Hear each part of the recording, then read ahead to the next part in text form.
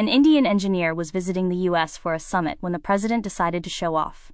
They drove to a remote forest, where the president handed him a shovel. "Dig," he said. The man dug down 100 feet until his shovel hit something hard. He pulled out a piece of old copper wire. The president beamed with pride. "You see? This proves that even 100 years ago, America had a sophisticated telephone network. We were connected long before the rest of the world." The Indian man smiled, tucked the information away, and made a request. "Mr. President, you must come to India next year. I have something even more remarkable to show you." A year later, the president arrived in India. The Indian man led him deep into a thick jungle, handed him a shovel, and pointed to the earth. "Now, Mr. President, it is your turn to dig." The president dug. At 100 feet, he found nothing. At 200 feet, still nothing. The Indian man urged him on. "Deeper. Our history goes much further back than yours."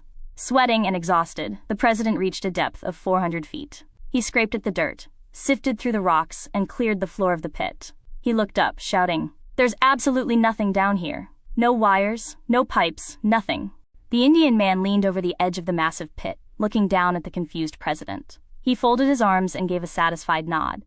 "Exactly, Mr. President," he shouted down into the hollow earth. "No wires at all. That just goes to show you that even 400 years ago, India had already mastered wireless technology." The president stood in the silence of the 400-foot hole, realizing he had been outwitted by the very history he tried to overshadow. Sometimes, finding nothing is the greatest discovery of all.